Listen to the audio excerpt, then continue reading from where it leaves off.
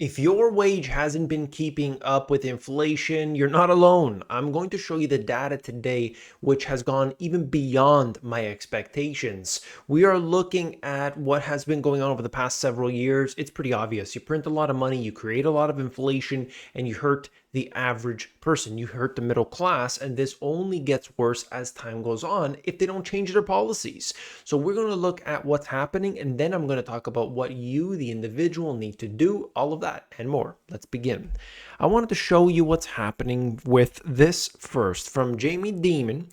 This is a quote. He says that it's a huge mistake to think that the economy will boom. So many risks are out there today. Of course, you've got the quantitative tightening, you've got the Ukraine war, you've got governments around the world spending like drunken sailors. To say that the consumer is strong today, meaning that you're going to have booming environment for years, is a huge mistake. Now, I don't like to necessarily give him credit, but this is accurate. Of course, we are seeing so many different things, and those are just a few. So we have to start paying attention to the details. I'll give you some wild examples. As you see, it's not your imagination. Shopping in person is getting worse. Stores have fewer workers than they used to and are resorting to keeping more of their products locked up. I've shown you several examples of it. You are going to go into a world right now where the retail is really more like a warehouse type of environment where you're going to speak to the clerk at the front. I have heard directly from you, people in the mentorship group, bringing me information saying, hey, I went to IKEA and now I just get up there and there's a locker and I open the locker and I get my goods out. No longer am I speaking to a human, no interaction there. Everything is being done online. Everything is through the app now, but also the whole retail environment is going to change where you don't necessarily directly interact with the product. You don't touch it. You don't feel it. So you have a different experience unless this is coming at the high end, the luxury market. That's a whole different world, but that's not for the average product. That's not for the average person either. And so you can see these changes happening before our very eyes. And I asked the question, are we in Gotham? Is that what we're coming to today? It seems like it in many cases.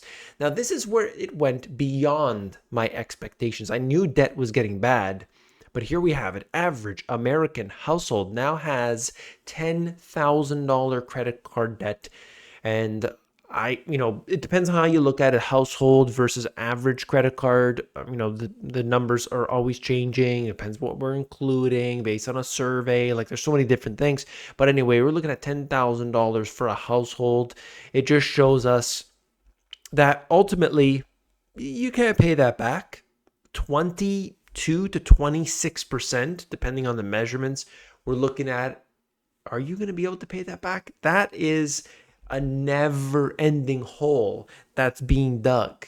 22 to 28, 26%, something like this, depending on the credit card, depending on your credit rating, all those factors, and you're going to pay $10,000. It's just going to be a never-ending cycle until they claim bankruptcy or somebody bails them out or something changes. But often that does not occur, right? Inflation was so bad last year that real household income tumbled the most in 12 years, causing families severe economic pain.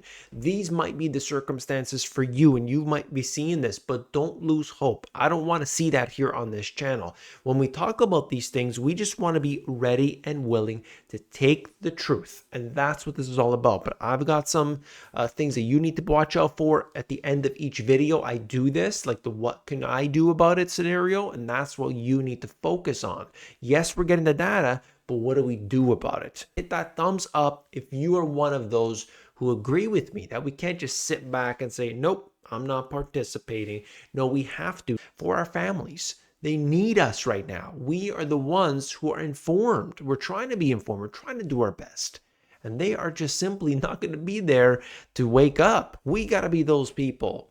Adults are ordering from the kids' menus to save money. I heard this, heartbreaking in a sense. I also think that maybe, when you look at what they're ordering and things, hey, I'm going out to the fast food restaurant, I'm ordering this, I'm going to the restaurant and ordering that.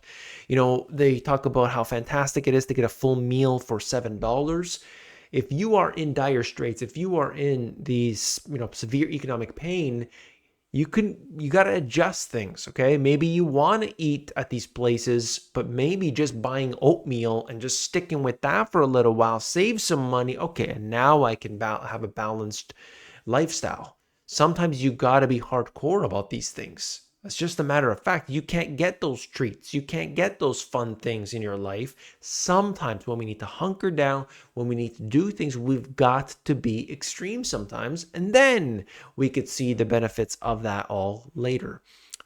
Just connected with that, interestingly, McDonald's digital sales, made up of app, delivery, and kiosk purchases, accounted for almost 40% of system-wide sales for the second quarter of 2023. So I'm just showing you here that the world is changing. We are disconnecting from person to person, and we are going through the technology. So people are becoming more comfortable with it. Even if you say, I don't like it, this and that, people are becoming more comfortable with it, and that's the way that the systems are being built today. And so as a result, expect more automation, more robotics, less human capital is needed.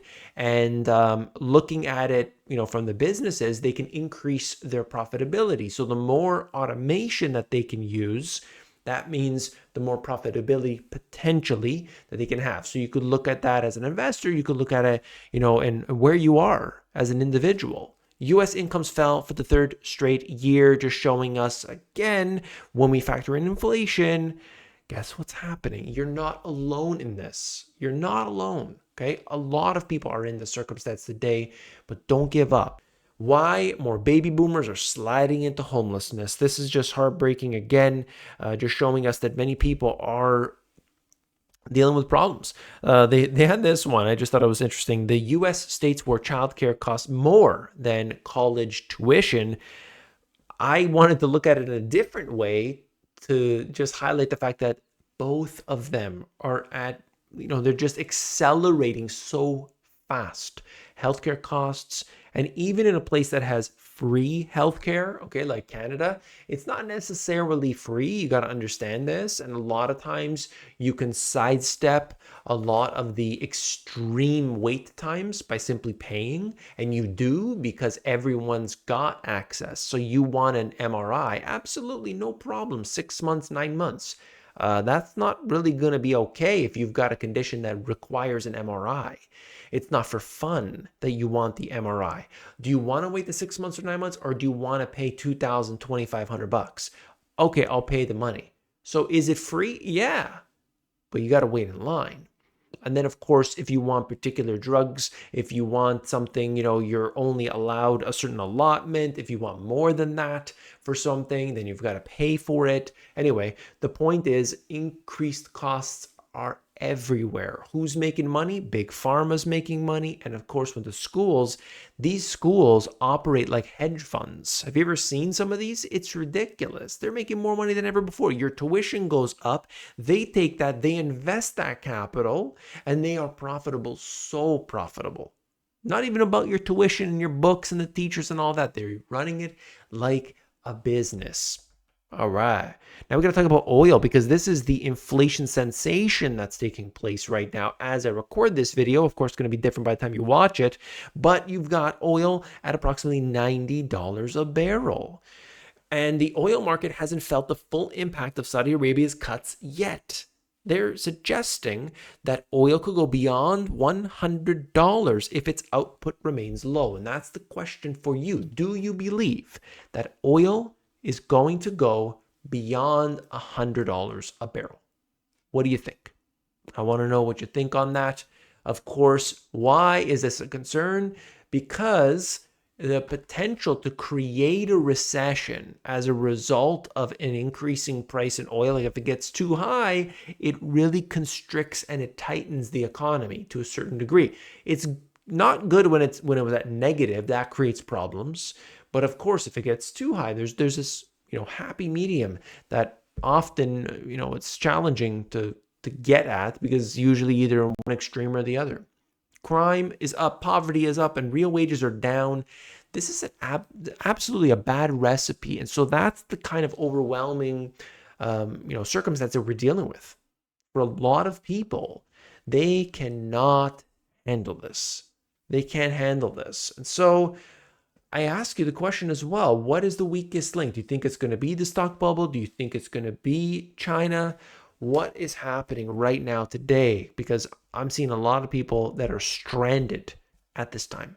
More expensive gasoline and diesel are already pressuring consumer and corporate balance sheets while also making the headline inflation look higher than it would otherwise be. These are going up, transportation costs as a result of all of that. And then this is just showing the correlation between the stock market and Brent oil price. All right. Over, since 2016 up until the present, there was only one moment in 2022 that these were not correlated. And so it tells you that when we look at, what's going on, I think the potential here is that, the markets can be up and oil can be up. That's an absolute possibility. Okay, so don't necessarily think that if it's too high, then it induces a recession immediately and so on. There's always a different dynamic taking place. So just pay attention to it. That's all. When we talk about oil, it's just the most important commodity, and it's kind of that indicator of oil's at $150 a barrel. Big concern. Companies start getting freaked out and everything. We're not there yet, but we're inching closer. So let's keep an eye on it. All right. And then we have the world's at the beginning of the end of fossil fuels, says Global Energy Agency. I don't know if that's the case. And of course, you can chime in on that. I would appreciate it. But it's just showing us that we're moving in a different direction, and governments are pouring billions and trillions of dollars into solar, wind, and pretty much everything else they can, even nuclear in some cases. And so they're going a different route, but the world is still dominated by things like coal. And so we'll see that change over time for sure. And even if it brings us into more difficult times, like we got to pay more inflation, more wage, more, just say real world, our incomes basically declining in real terms. Yeah, they're going to do it anyway. All right. So what can you do about it? You're going to sit there, you're going to lie down, you're going to take it. Well, you got some actions that you need to take. But the absolute first thing is that you understand the current state of the broad economy. So we zoom out 30,000 feet and we look at the broad economy. Where are we at today? We're going to take that and then we are going to look at it in a matter of, all right, these are the circumstances. Here's inflation. Here's the job situation, like all of these details. That's one thing. The next, you got to take in your personal circumstances, your financial situation. How is that? So now I've come down to my level. Okay, well, I'm this, I've got that. This is my debt scenario. This is my wage. This is my salary, all of that. Then you got to be realistic. Sometimes your job can't pay the expenses. So maybe you've got to start looking at moving. Maybe that's the best opportunity. Sometimes you say, well, I'm going to lose this, but I know this and this are going to help me in the long term. So it is the best decision. It's a hard decision, I know. And maybe learning a new skill to get a raise or potentially a new job is the best opportunity for you. So you've got to address this. First, start with the broad economy, and that means like around you. Then you got to look at your own circumstances financially.